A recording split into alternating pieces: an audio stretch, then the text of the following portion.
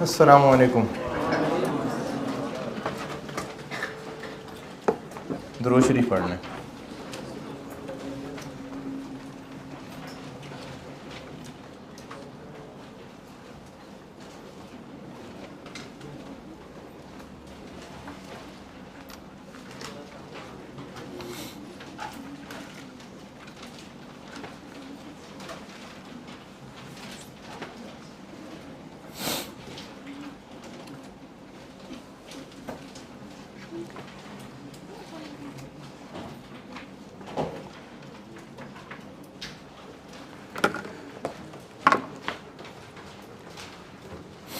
Fixed और variable cost और semi variable cost, इसके ऊपर कल बात हुई थी। और एक रिकैप ये है कि ये जो फिक्स्ड कॉस्ट वेरिएबल कॉस्ट की हम तमीज़ कर रहे हैं, ये किसी इंडिविजुअल एसेट के लिए भी कर सकते हैं, किसी डिपार्टमेंट के लिए भी कर सकते हैं। ये सब काम हम फॉर अ गिवन पीरियड कर रहे हैं और जिसके लिए भी कर रहे हैं उसकी कोई ना कोई मेन एक्टिविटी है। वो खर्चा जिसका इस एक्टिविटी से ताल्लुक़ नहीं है, एक्टिविटी कम होती ज़्यादा होती उसको फ़र्क नहीं पड़ता, वो टोटल फॉर द ईयर उतना ही रहना था, ये फिक्स्ड है। और जिस खर्चे का ताल्लुक़ उस मेन एक्टिविटी से है कि ज़्यादा मेन एक्टिविटी हुई है इसलिए वो टोटल फॉर द ईयर ज़्यादा आया है, कम हुई होती तो कम आया होता, उसको क्या कहेंगे? Variable cost. और जो फिक्स कॉस्ट है, ये बात भी मैंने की थी कि ये ओरिजिनली एक total for the year amount है और जो वेरिएबल कॉस्ट है ये एक रेट ही तय होता है, ठीक है। और सेमी वेरिएबल कॉस्ट क्या है? जिसमें दोनों पोर्शन। अच्छा, आपका एएफसी पास है और क्यूएम भी पास है, तो बस एक तसल्ली के लिए एक बात पूछ रहा हूँ, पता नहीं कसक सी है, आपको आता होगा नहीं आता होगा। रेंट फॉर द मंथ 50,000 है तो पूरे साल का कितना होगा? 50,000 इंटू 50,000 इंटू, चलो शुक्र है, सही सही है। अच्छा, एक लेदर है जो 150 रुपये पर स्क्वायर फिट है, तो total leather cost for the year कैसे निकालें? एक लेदर है, एक मटेरियल है जो 150 रुपये पर स्क्वायर फुट है, total leather cost for the year कैसे निकालें? इंटू 12, फिर इंटू क्या? इंटू टोटल कितने स्क्वायर फिट यूज हुआ। चलो जी शाबाश, जबरदस्त, तो मैं इजी ले गया था आपको।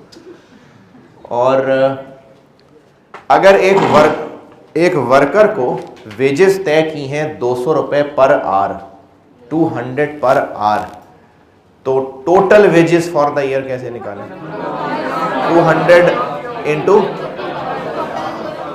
इंटू नंबर ऑफ यूनिट्स, चूंकि ₹200 पर आवर है तो टोटल फॉर द ईयर तक पहुंचने के लिए इसको टोटल, कमाल है यार, मैं तो ऐसे ही घबरा रहा था। ठीक है, शाबाश। चले एक सवाल लिखें, फिर सवाल लिखें। सवाल सेमी वेरिएबल कॉस्ट पे थे ना, तो उसी से मैं उसी में ही आगे बढ़ रहा हूँ। मैंने सेमी वेरिएबल कॉस्ट की एग्जांपल भी दी थी, तो उसी को ही थोड़ा आगे चला के मैं कुछ कैलकुलेशंस चेक कर लेता हूँ।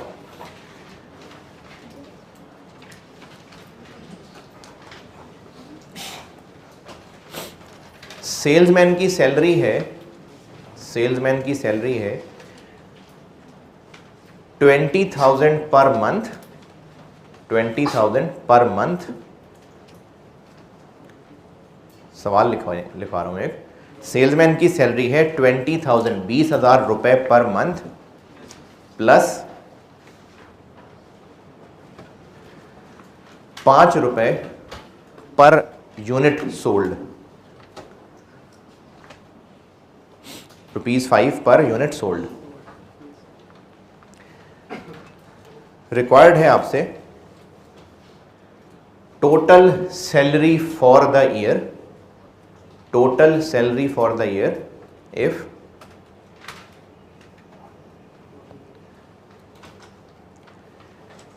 $17,000 units were sold during the year.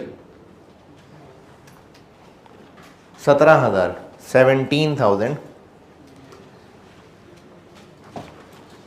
पूरे साल में अगर 17,000 यूनिट्स बेचे तो टोटल इस बंदे की सैलरी फॉर द ईयर बता दें। जी फॉर द ईयर कह रहा हूं।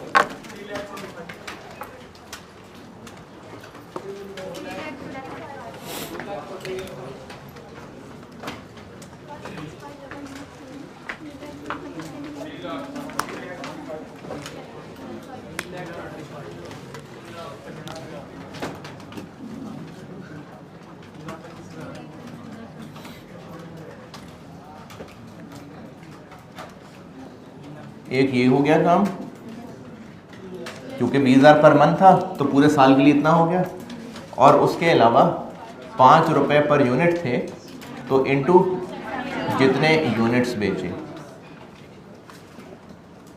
320।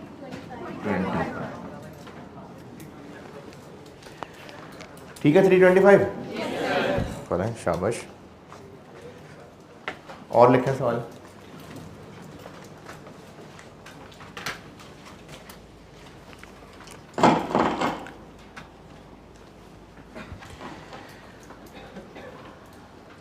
वेज रेट जो वर्कर्स को पैसे तय होते हैं ना, वेज भी कहते हैं उसको। Wage rate 200 per hour, wage rate 200 per hour है।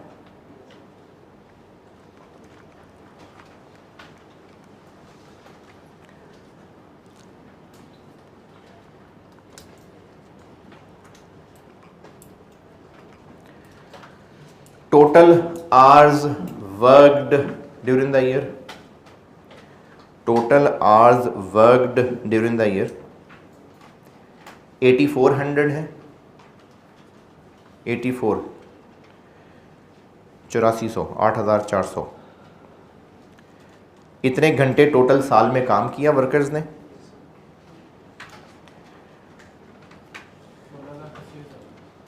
क्या 16 लाख पूछा? क्या मैंने तो पूछा था rent expense for the year. आप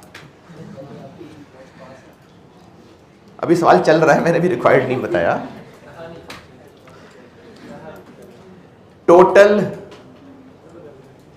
अभी सवाल चल रहा है, total salaries and wages for the year, total salaries and wages for the year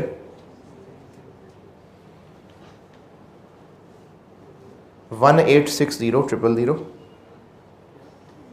18,60,000 1860,000 1.86 million. तो आपसे रिक्वायर्ड ये है कि इसमें से फिक्स्ड सैलरीज कितनी है, इसमें फिक्स्ड सैलरीज कितनी है।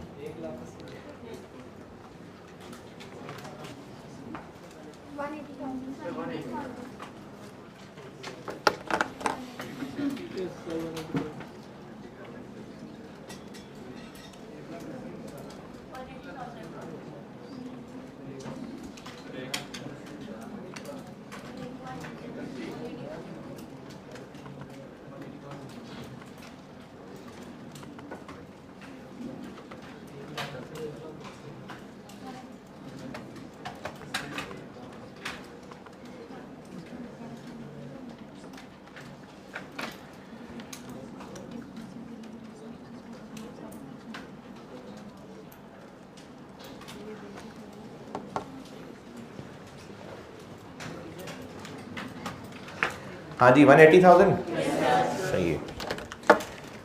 तो इन सवालों से इसका मतलब है कि हम एक रिलेशन अगर बना लें कि कॉस्ट के दो हिस्से हैं, वेरिएबल और फिक्स्ड है, तो अगर हमें टोटल फिक्स्ड कॉस्ट और टोटल वेरिएबल कॉस्ट ऐड कर लें तो वो उससे रिलेटेड ये किया अभी हमने। इन दोनों सालों में यही किया है। तो इसका मतलब कॉस्ट के फिर दो हिस्से हो गए, फिक्स कॉस्ट और वेरिएबल कॉस्ट। तो ये जो अभी पिछले 2 दिन से सिखा रहा हूँ, ये 2 चीज़ें मैं कैरी कर रहा हूँ आगे, आइंदा कॉस्ट में काम आएंगी। एक हमने सीखा कि फैक्ट्री के जितने खर्चे हैं उनके 3 किस्में बांट ली, direct material, direct labour, FOH. ये हमने इस एतबार से बांटी थी कि प्रोडक्ट से क्या लिंक है। एक ये चीज़ आगे चलेगी, सारे फैक्ट्री के खर्चे डायरेक्ट मटेरियल, डायरेक्ट लेबर या एफओएच हैं। और अब दूसरी चीज़ ये बता रहा हूँ कि किसी भी डिपार्टमेंट के, इवन के पूरे बिजनेस के टोटल खर्चों के 2 हिस्से हैं, फिक्स्ड है और वेरिएबल है। ये चीज़ें अब हम कॉस्ट में लेके आगे चलने लगे। इनकी थोड़ी पहले टूटी फूटी प्रैक्टिस देख लेते हैं, एक कोई भलाई हो जाएगा। ये बेसिक कॉन्सेप्ट्स के सवाल लेने को कहा था आपसे कॉपियर से।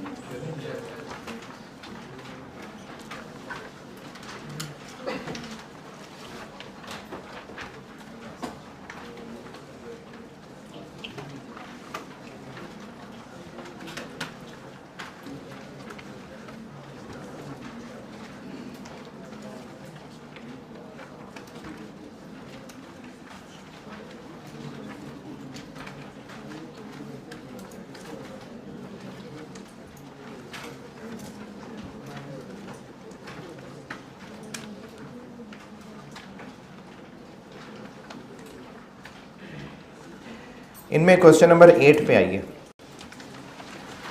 ये वेरिएबल, फिक्स्ड, इन्हीं की ना बेहतर अंडरस्टैंडिंग के लिए ये प्रैक्टिस करा रहा हूँ मैं आपको। क्या ये एग्जाम में क्वेश्चन आएंगे? नहीं, ये तो हम सिर्फ कॉस्ट की तैयारी के लिए ये वेरिएबल कॉस्ट, फिक्स कॉस्ट, ये चीज़ें सीख रहे हैं, इनकी प्रैक्टिस कर रहे हैं ताकि प्रॉपर कॉस्ट पढ़ने के काबिल हों। क्वेश्चन नंबर 8 पढ़िए, ये बेसिक कॉस्टिंग कॉन्सेप्ट्स वालों में क्वेश्चन नंबर 8 पढ़िए।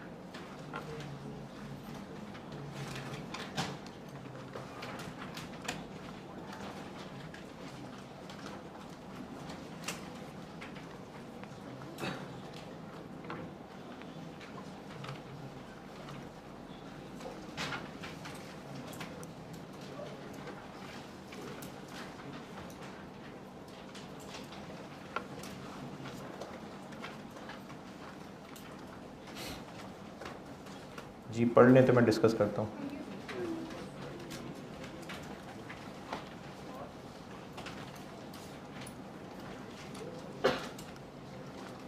हाँ जी पढ़ लिया। एक मैन्युफैक्चरिंग बिजनेस है, उसकी कैंटीन है एक, और वो करते ये हैं कि उस कंपनी के एम्प्लॉयज़ को खाना बेचते हैं, सस्ता बेचते हैं और एक खाने के 30 रुपए लेते हैं। ये पहली लाइन का मतलब है। अच्छा वैसे तो मैं सारा क्वेश्चन डिस्कस ही किया करूँगा आगे भी जब पढ़ाऊँगा, लेकिन रीड आपने करना है। मैं डिस्कस बिल्कुल करूँगा लेकिन पढ़ना आपने है। इस महरूमी का शिकार नहीं रहना कि मैं तो इंग्लिश पढ़ ही नहीं सकता, सर उंगली रख के पढ़ के दिखाएंगे, मेरे पास आके मुझे पढ़ के बताएंगे तो काम चलेगा। तो फिर पेपर का इंतजार भी आप पेपर में भी ऐसे ही कर रहे होंगे, और फिर होगा ये कि आपकी अटेम्प्ट का पेपर भी मैं अगली अटेम्प्ट में आपको पढ़ के बोर्ड पे करा रहा हूँ। तो इसलिए रीड आपने करना है। मैं समझाऊंगा, बिल्कुल समझाता हूँ सवाल, लेकिन बेटा रीड आपने ही करना है। और रीड करने के बाद जब मैं डिस्कस करूँ तो फिर अपनी असेसमेंट करिए कि जो मैं पढ़ा रहा हूँ क्या वाकई आपको भी पढ़ के वही समझ आई थी, अगर नहीं तो कहाँ पर क्या चीज़ थी जो समझ नहीं आ रही थी। तो मैंने इस वक्त पहला सेंटेंस बताया आपको कि एक मैन्युफैक्चरिंग बिजनेस का कैंटीन है, वो एम्प्लॉयज़ को खाना बेचते हैं और एक खाना 30 रुपये का होता है। ये बात पहली लाइन में पढ़ के ना समझ आई हो किसी को। और मैं बिल्कुल इसमें कोई ना खुद शर्मिंदगी महसूस करता हूँ, ना मैं आपको कोस रहा हूँ कि आपने पहले बहुत ज़बरदस्त किस्म की इंग्लिश क्यों नहीं पढ़ी हुई। कोई बात नहीं भाई, हमारी मादरी ज़बान नहीं है इंग्लिश। मतलब ये कोई ऐसी ज़बान नहीं है जिसमें मैं फ़ख्र होना चाहिए कि हमें इंग्लिश आती है। मुझे इंग्लिश आती है, ये कोई फ़ख्र की बगरूर की बात नहीं है। हाँ ज़रूरत है, मार्केट की ज़रूरत है, इंग्लिश आनी चाहिए, लेकिन जिनको आती है उनको कोई गुरूर की ज़रूरत नहीं है, और जिनको नहीं आती उनको कोई शर्मिंदगी की ज़रूरत नहीं है। ज़रूरत है, सीख लें, बहुत अच्छा है, ज़रूरी है। ज़रूरत के तहत समझ के इसको कोई एहसास कमतरी का शिकार ना हो कि मुझे इंग्लिश नहीं आती। तो मैं उम्मीद करता हूँ आपको नहीं आती, इसलिए बहुत सारी बेसिक चीज़ें भी किसी ने पूछनी हो तो बेटा पूछा करें, शर्माया ना करें। जितनी टूटी फूटी मुझे भी आती होगी मैं आपको बता दिया करूँगा। पहले सेंटेंस से ये बात ना समझ आई हो किसी को जो मैंने कही है, किसी को कोई मसला नहीं। रिक्वायरमेंट पे आते हैं। 2018 ईयर है, जनवरी से शुरू हुआ होगा यकीनन। उसके लिए पूछा है, एक तो पूरे साल की टोटल सेल्स कैलकुलेट कर दें। अच्छा, हमने वेरिएबल फिक्स कॉस्ट ये जो पढ़ी है ना, ये मैं उसकी प्रैक्टिस के लिए सवाल करा रहा हूँ। इस सवाल को देख के ना ये खुश हों कि अच्छा ऐसे एग्जाम में क्वेश्चन आता है, नहीं, ये सिर्फ इन कॉन्सेप्ट्स की प्रैक्टिस के लिए बनाए हुए क्वेश्चंस हैं। ये भी कॉस्ट का वो लेवल नहीं शुरू हुआ एग्जाम वाला, अभी हम बिल्कुल नन्हे नन्हे से बच्चे हैं और कॉस्ट पढ़ने के लिए तैयारी कर रहे हैं। तो ये सिर्फ फिक्स्ड और वेरिएबल की प्रैक्टिस के लिए एक सवाल है। रिक्वायरमेंट में उसने पूछा है कि एक तो पूरे साल की सेल्स बता दें टोटल, फिर पूरे साल की जो टोटल वेरिएबल कॉस्ट हैं वो बता दें, यानी ये इस तरह की बात पूछ रहा है। और तीसरी चीज़ ये इस तरह की बात पूछ रहा है। ये उसने रिक्वायरमेंट में पूछा है कि सारा कुछ आप पूरे 2018 को सामने रखते हुए बता दें। चलिए सवाल में वापस ऊपर, ये जो ऊपर एक लिस्ट है, ये है अकाउंट्स मैनेजर ने इस साल का एक डाटा बताया है, और ये कॉस्ट का डाटा है। कॉस्ट यानी ये खर्चे बता रहा है, और उनमें से कुछ खर्चे पर मील करके बताए हैं, कुछ टोटल बताए हैं, और कुछ अमाउंट भी नहीं बताई, कुछ अंग्रेजी लिखी है। जैसे फूड कॉस्ट यानी जो कैंटीन वाला खाना बेचता है, लेट्स से एक बॉक्स है, लंच बॉक्स है, तो वो कैंटीन वाले को खुद भी तो कॉस्ट करता होगा ना, कहीं से खरीद के लाता होगा, पकाता होगा। तो जो वो खाने का डब्बा कैंटीन वाले को खुद कॉस्ट करता है वो कितने का है? एक खाना 12.6 का। फिर जो उसने कैंटीन पे मजदूर रखे हुए हैं उनको भी पर खाने के हिसाब से पैसे देता है, वो कितने हैं? 8.7 पर मील। ये दोनों पर मील हो गए। डेप्रिसिएशन जिनको नहीं भी पता, लेकिन इतना पता हो कि मैंने इसको कौन सी लिस्ट में लिखवाया था, एक्सपेंसेस। ये एक्सपेंसेस की लिस्ट में है, और वो कह रहे हैं कि ये सारी फिक्स्ड ही है। यूटिलिटीज, ये बिजली के बिल वगैरह। ब्रैकेट में लिखा है वेरिएबल पोर्शन, क्या मतलब? ये आगे, अच्छा पूरी बात 6% ऑफ सेल्स, क्या मतलब हुआ इसका? वो ये कह रहा है कि सेल्स का अगर आप 6% ले लें तो जो आंसर निकलेगा वो वेरिएबल यूटिलिटीज होंगी। ठीक है, ये मतलब है इसका। इसी तरह से मेंटेनेंस में भी ऐसे ही है कि वो कह रहा है कि आप जब सेल्स का 3% निकालेंगे तो जो आंसर निकलेगा वो मेंटेनेंस वेरिएबल कॉस्ट होगी। और इंश्योरेंस के बारे में भी उसने कह दिया कि ये सारी फिक्स्ड है। अच्छा, अब ये सारी अमाउंट्स किधर हैं? तो वो नीचे हैं, ड्यूरिंग द ईयर 18। अब जिन जिन चीज़ों के इशारे ऊपर दिए थे, अब आगे उनकी total for the year cost बता दी, फूड कॉस्ट बता दी, वेजेस। अब ये सब टोटल फॉर द ईयर उन्होंने फिगर्स बता दी जिनके बारे में गाइडेंस ऊपर वाली लिस्ट में थी। और टोटल कितने खाने बेचे? 77,500 लाइक यूनिट्स कह लें कि 77,500 यूनिट्स बेचे हैं पूरे साल में।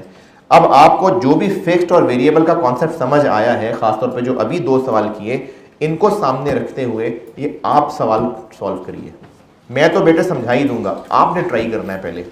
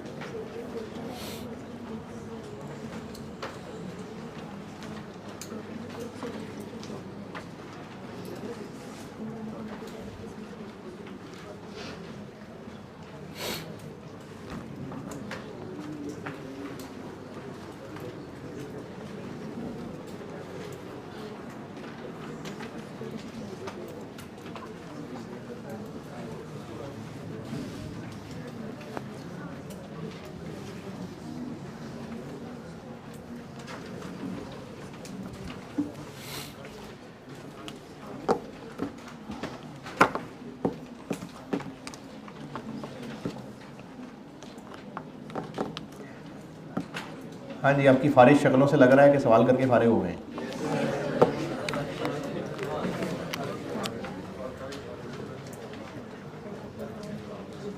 एक खाना अगर 30 रुपए का बेचते हैं और पूरे साल में 77,500 बेचे हैं तो टोटल सेल्स ऐसी होंगी ना,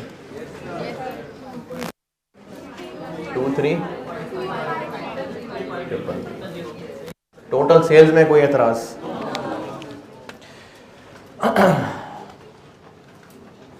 बस कॉस्ट समझ आ जाएगी फिर आप लोगों को, अगर ये हो गया ना तो बस का तो कॉस्ट हो जाएगी आपसे। Total variable cost, variable cost में ऊपर वाली लिस्ट में नामों से मैं अंदाजा हो गया। जैसे फूड कॉस्ट है उसका रेट ही पर यूनिट करके दिया हुआ है, इसी तरह से वेजेस है ही एक खाने की, तो ये दोनों वेरिएबल ही हैं। फूड कॉस्ट कितनी? अच्छा, ये एग्जाम प्रेजेंटेशन ही समझें कि जो सवाल की रिक्वायरमेंट है वो बताएं एग्जामिनर को, मैं ये कर रहा हूँ, और जो छोटी मोटी वर्किंग्स हैं वो ब्रैकेट में शो कर दें, जैसे मैंने ये ब्रैकेट में बता दिया कि कैसे निकला है। इसी तरह फूड कितना है? 12.6। तो टोटल फॉर द ईयर तक कैसे पहुंचे? 12 महीने से मल्टीप्लाई कर दें?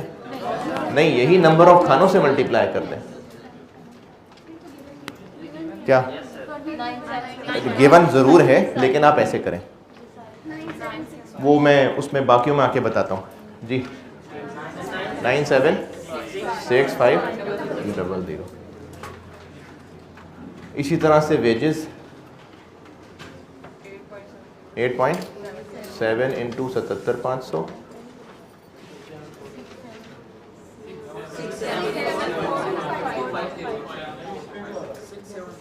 6-7।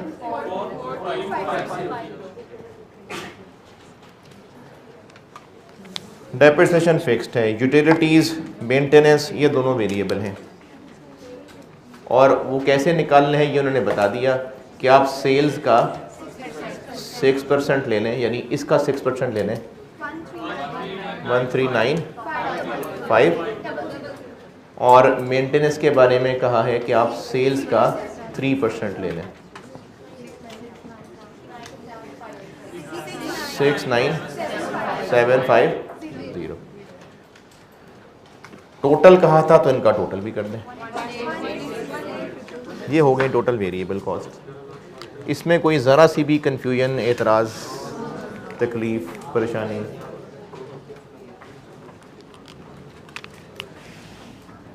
टोटल फिक्स्ड कॉस्ट, एक तो डेप्रिसिएशन उसने कह दिया फिक्स्ड है और वो अमाउंट भी दी हुई है, कितनी?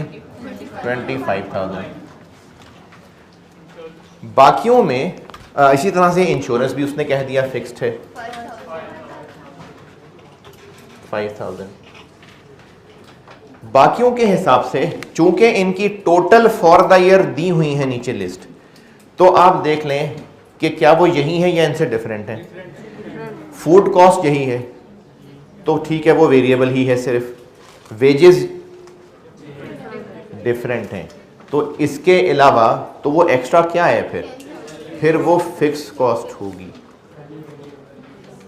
ये बात दोबारा समझें, वेजेस जो लिखी हैं, ऊपर कहा था कि वेजेस 8.7 पर मील हैं, तो ये उन्हीं लोगों की होंगी जो डायरेक्ट लोग होंगे, उन्हीं लोगों की होंगी जो वेरिएबल वाले लोग होंगे। वो हमने ऐसे कैलकुलेट कर लिया। ये फिगर ठीक बताइए ना, यही बनती है।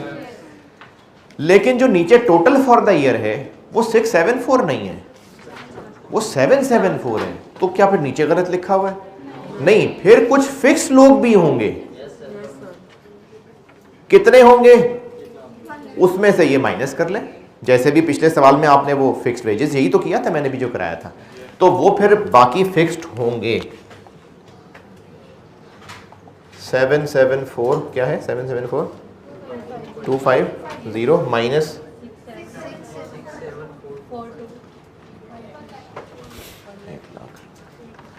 इसी तरह से चांसेस तो नहीं है, लेकिन अगर फूड में भी कुछ होता तो वो भी ऐसे ही करते, लेकिन फूड में होना बनता नहीं था, नहीं किया। वेजेस में देखिए था। और इसी तरीके से यूटिलिटीज़ और मेंटेनेंस में भी करेंगे कि जो वहाँ फिगर गिवन है उसमें से ये माइनस कर लें तो बाकी फिक्स्ड पोर्शन होगा। यूटिलिटीज़ नीचे कितना है टोटल? 16,850 माइनस, अगर ये वेरिएबल है तो बाकी फिक्स्ड होगा 29,250। और इसी तरह से मेंटेनेंस है, नीचे कितना है? 186,500 माइनस वो फिक्स्ड है, वो वेरिएबल है, तो बाकी फिक्स्ड होगा 11,167। ये टोटल फिक्स कॉस्ट होगी।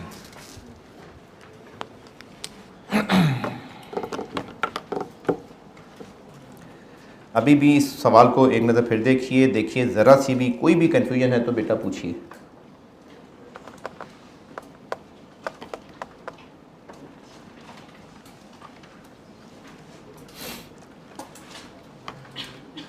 सोल्यूशन देखे बगैर किसका पूरा सही था?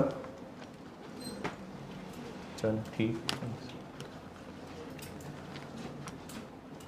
अच्छा, बाकी जिनको अपनी गलतियां पता चली उनमें से देखिए कि क्या ऐसी चीज़ है जो इल्म की कमी थी, क्या ऐसी चीज़ है जो कोई कॉन्सेप्चुअली क्लैरिटी नहीं आई, क्या ऐसी चीज़ है जो बोंगी थी। जब तक आपको ये गलतियां नहीं पता चलेंगी ना, उनका ठीक होना नहीं पता चलेगा। तो ये ज़रूर देखा करें कि गलतियां बोंगियां हैं, चवले हैं, या वाकई कोई नॉलेज कॉन्सेप्ट की कमी है। जी क्या जी? जी जी जी ये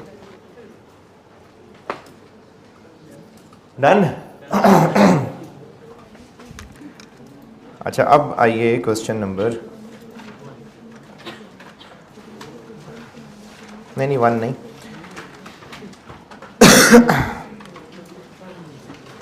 अच्छा ये ना मैंने वो आपको इन्वेंटरी वैल्यूएशन भी साथ कहा था लेने के लिए ना, वो भी ले लिए होंगे आपने। अच्छा, ऐसा है कि लास्ट टाइम चूँकि पहली दफ़ा ये कैफ 3 था और उसमें ज़्यादा चांसेस ये थे कि इंट्रो टू अकाउंटिंग पढ़े हुए बच्चे आए हुए थे मेरे पास, तो ये मैंने लास्ट टाइम वाले ही नोट्स दिए हैं। लेकिन अब चूँकि आप में से मेजॉरिटी बच्चे AFC वाले हैं, तो मैं ना इस चैप्टर के भी कुछ सवाल इन्वेंट्री वैल्यूएशन के साथ पढ़ाऊँगा। यानी अभी ये इस चैप्टर पूरा, ये जो भी हमने ये टॉपिक डिस्कस किया है, इसके सारे सवाल अभी नहीं करेंगे हम। मैं अब इन्वेंट्री वैल्यूएशन शुरू कर दूंगा, जो ऑफिशियली कॉस्ट की शुरुआत होगी, उसके साथ भी मैंने इसके कुछ सवाल कराने। ठीक है, तो अब जैसे मैंने अगर ये कॉन्सेप्ट अब ख़त्म कर दिया और मैं इन्वेंट्री वैल्यूएशन पे कल चला जाता हूँ, तो जो बाकी रह जाएंगे वो नहीं करने आपने अभी। इन नोट्स में जो बाकी सवाल रह जाएंगे वो नहीं करने अभी आपने, वो मैं इन्वेंट्री वैल्यूएशन के साथ कराऊंगा। अभी आ जाइए आप क्वेश्चन नंबर 6 पे।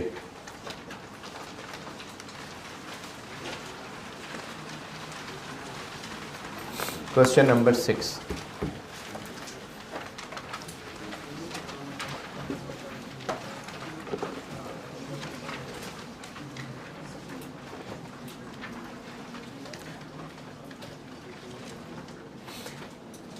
पढ़िए, मैं करता हूँ डिस्कस। पढ़ें पहले आप पूरा, फिर मैं डिस्कस करता हूँ उसको।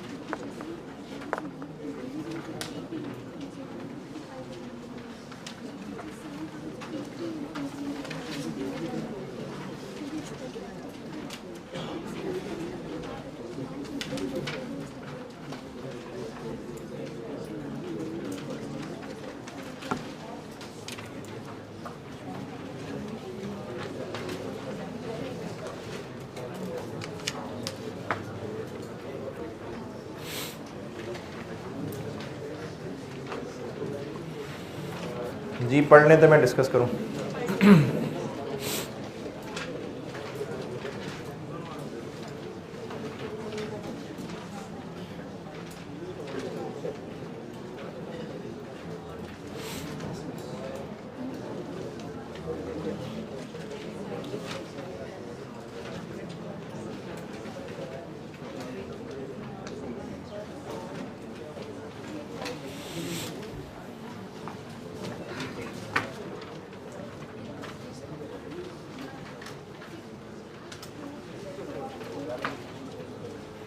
चलें पढ़ लिया।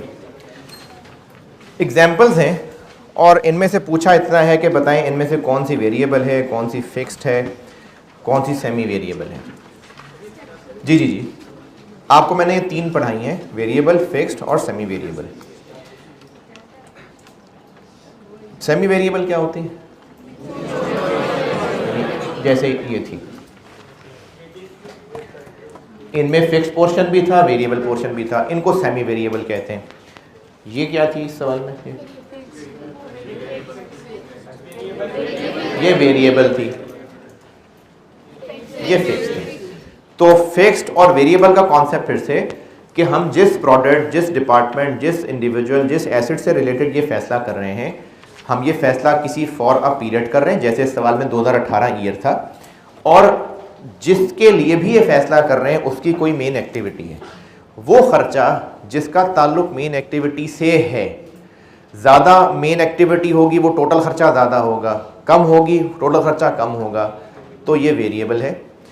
और जिसका ताल्लुक मेन एक्टिविटी से नहीं है, कम होती, थोड़ी और कम होती, थोड़ी और एक्टिविटी कम होती, खर्चा उतना ही रहता, एक्टिविटी ज़्यादा होती और ज़्यादा होती और ज़्यादा थी, खर्चा उतना ही रहता, ये फिक्स्ड है।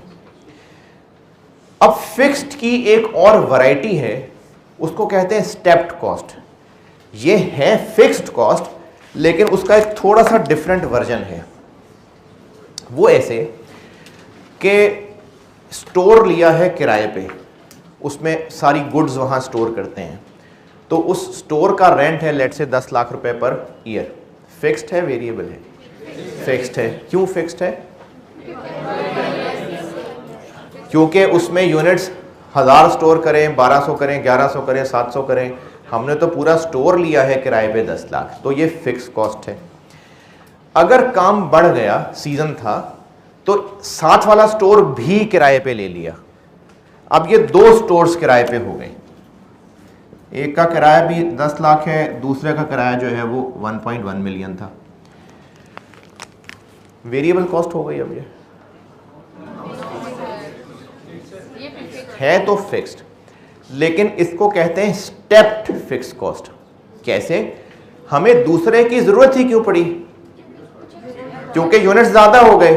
अच्छा, अगर इसमें 50,000 यूनिट स्टोर करने की कैपेसिटी है, इसमें भी, तो अगर एक साल में हमारे पास स्टोर में हमने सिर्फ बस 10,000 यूनिट्स स्टोर करने होते, 11,000 करने होते, 14,000 करने होते, 7,000 करने होते, 2,000 करने होते, 42,000 करने होते, 36,000 करने होते, तो बस एक ही स्टोर काफी था। तो हाँ, ये फिक्स्ड है। लेकिन जैसे ही यूनिट्स 51,000, 52,000 तक पहुंचेंगे, एक पूरा बड़ा स्टोर और किराए पे लेना पड़ गया, एक और स्टेप ऐड हो गया इसके अंदर। जैसी सीढ़ियां होती हैं ना, देखें ये ढलवान है, आपका हर अगला कदम पिछले कदम से ऊंचा है, हर अगला कदम। लेकिन अगर स्टेप्स बने हुए हैं तो इस रेंज तक तो कदम बराबर है, जैसे ही इससे अगला स्टेप लेंगे इससे अप हो जाएगा, फिर उस रेंज में बराबर होगा, और आगे बढ़ेंगे फिर एक स्टेप अप हो जाएगा। तो ये है फिक्स्ड, लेकिन स्टेप्ड फिक्स कॉस्ट कहलाती है। ये वेरिएबल तब होती अगर स्टोर वाले ने कहा होता कि हम आपसे ना पूरी जगह का किराया नहीं लेंगे, आप जितने जितने यूनिट्स रखते जाएंगे हम आपसे पर यूनिट 200 रुपए किराया लिया करेंगे। अब ये वेरिएबल है, क्योंकि जितने ज्यादा यूनिट स्टोर करेंगे उतना ज्यादा इनटू खर्चा होता जाएगा, ये वेरिएबल है। तो ये जो अभी सामने मिसाल है कि पूरा स्टोर किराए पे लिया 1 मिलियन, ये फिक्स्ड है। और अगर कोई इस तरह का अरेंजमेंट है कि एक सर्टेन लिमिट के बाद फिर से एक बड़ा स्टोर किराए पे लेना पड़ जाता है, तो ये फिक्स्ड है। लेकिन फिक्स्ड की एक वैरायटी है जिसको स्टेप्ड फिक्स कॉस्ट कहते हैं। ये मिसाल टूटी फूटी समझ आई, बिल्कुल समझ नहीं आई, ये बात तो समझ आई। तो ये स्टेप्ड कॉस्ट क्या होती है, इससे पहले कि आप भूलें, अपने आप को समझाने के लिए कुछ लिख लें इसके बारे में। ये आपने अपने आप को समझाना है, अभी और अल्फाज आएंगे ना तो बीच में मिक्स हो जाएगा। पहले जितना समझ आया वो लिखें, इसी से पूछना है, इसी से रिलेटेड बात पूछ रहे हो? जी बोलें। जी जी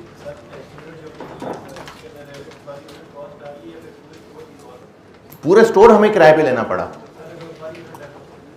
तो फिर ये स्टेप कॉस्ट ना होती, फिर सेमी वेरिएबल, मतलब ये फिक्स्ड होती, अगला स्टोर वेरिएबल होता। स्टेप कॉस्ट जो आप अपने आप को समझाना चाहते हैं कुछ जरूर लिखें, चाहे वो मिसाल की शक्ल में ही क्यों ना हो।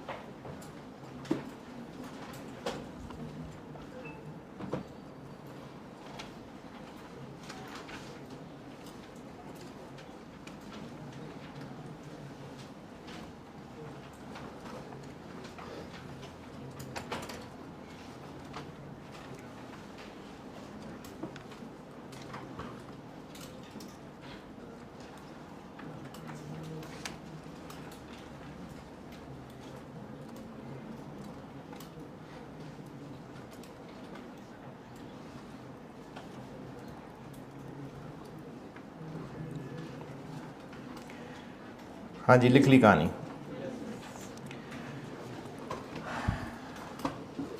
पॉइंट नंबर 1, वेरिएबल है, फिक्स्ड है, स्टेप्ड है या सेमी वेरिएबल है। सेल्समैन को कमीशन दी जाती है 10,000 पर मंथ प्लस 2 रुपये पर यूनिट, तो ये सेमी वेरिएबल है।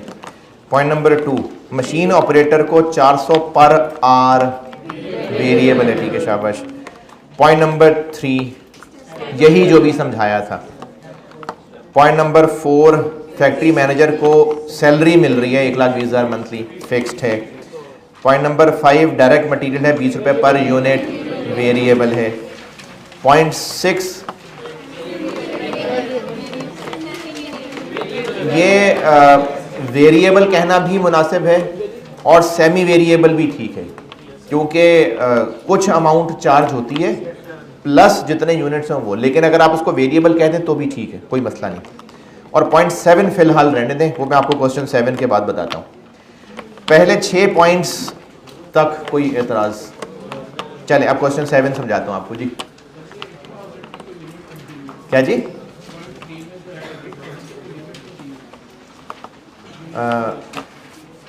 बस 7,000 से ऊपर जितने भी हैं, ज़रूरत नहीं थी डिस्कशन की, बस सिर्फ इतना ही बताना था कि ये स्टेप्स के अंदर रेंट है, उससे ज़्यादा बात करने। यानी अगर आप ये कह रहे हैं कि जी 7,000 से ज़्यादा कितने,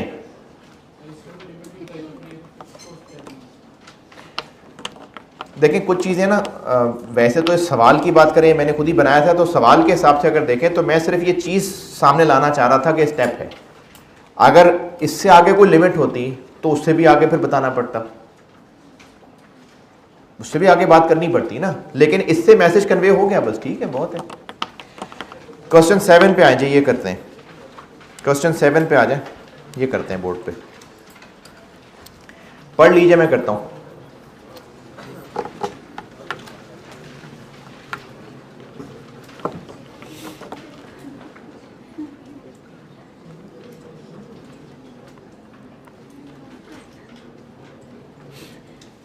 क्वेश्चन 7 पढ़ लें, मैं बोर्ड पे करता हूँ।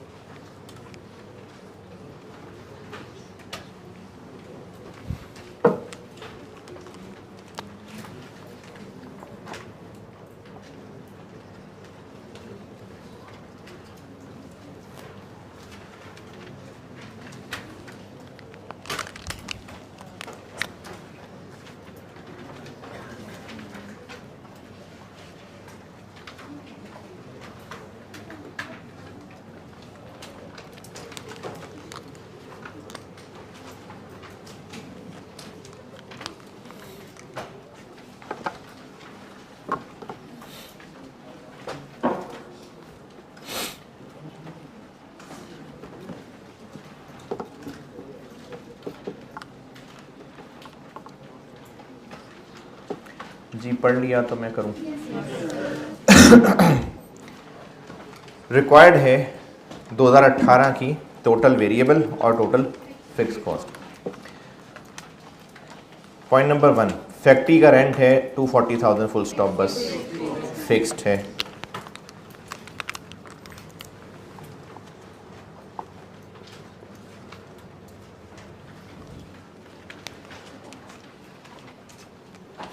पॉइंट 1 पे किसी को एतराज़ के फिक्स क्यों है? नहीं, ठीक है, शाबाश। यार ये फिक्स, वेरिएबल, डायरेक्ट, इनडायरेक्ट, ये समझ आई है वाकई चीज़ें? मुझे बड़ी खुशी हो रही है आपकी इस जहानत पे, काबिलियत पे। ठीक है। अच्छा, नहीं वो तो सारे तो ऐसे नहीं होंगे ना, वो बाकी ज़्यादातर AFC वाले हैं। पॉइंट नंबर 2, फैक्ट्री एसेट्स का इंश्योरेंस है फॉर द ईयर 80, फिक्स्ड है।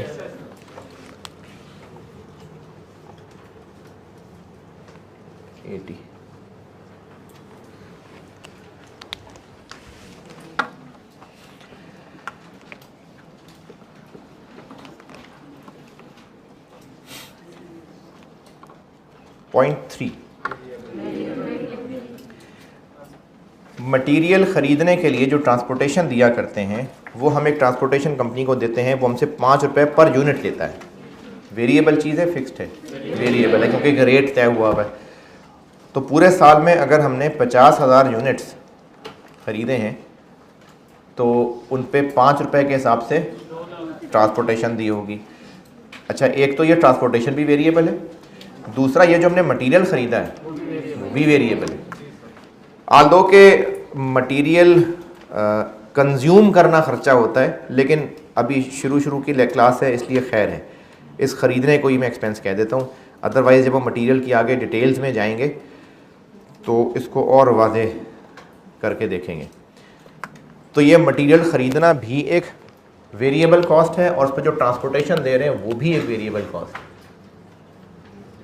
मटेरियल ख़रीद रहे हैं 50,000 यूनिट्स, 60 रुपये का एक,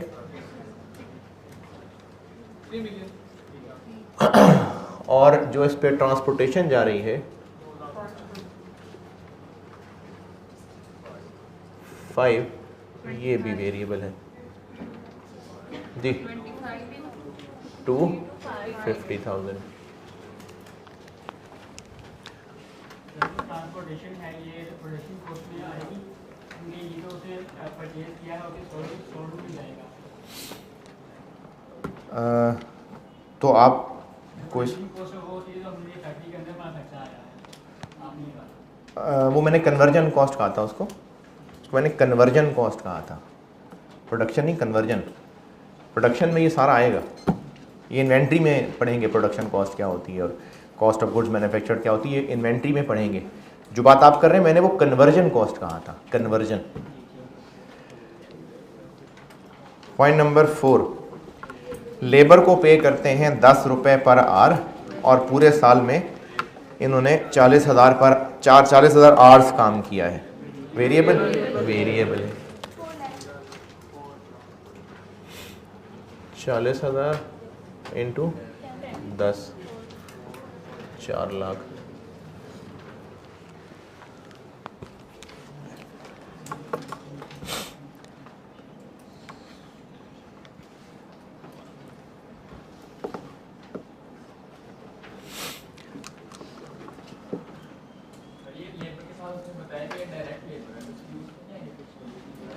है डायरेक्ट फिक्स में क्यों आएगा?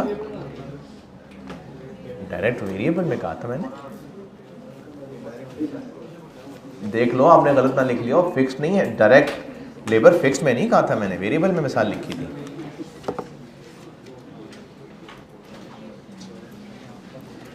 पॉइंट 4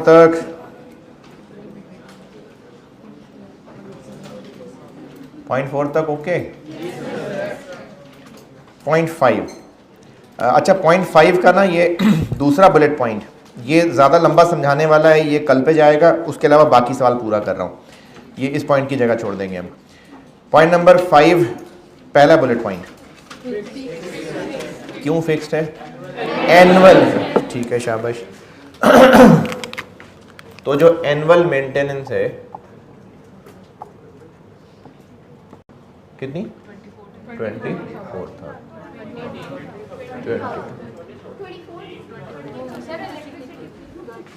मैं पॉइंट 5 का पहला बुलेट पॉइंट 20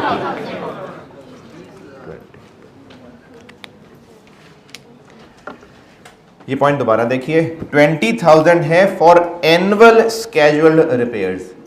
इसका मतलब है ये हमने स्केड्यूल किया हुआ है कि साल की ये रिपेयर्स करनी होती हैं, तो ये वेरिएबल नहीं फिक्स्ड होगा। दूसरा बुलेट पॉइंट छोड़ दें, वो मैं कल समझाऊंगा, लंबी बात है।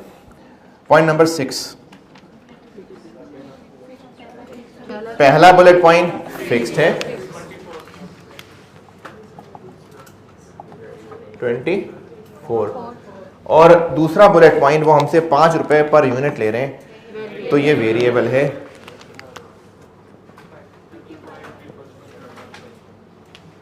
₹5 इंटू 11,000, 55,000। और पॉइंट 7 अदर फिक्स्ड, तो ये फिक्स्ड हैं। कितने? 90,000।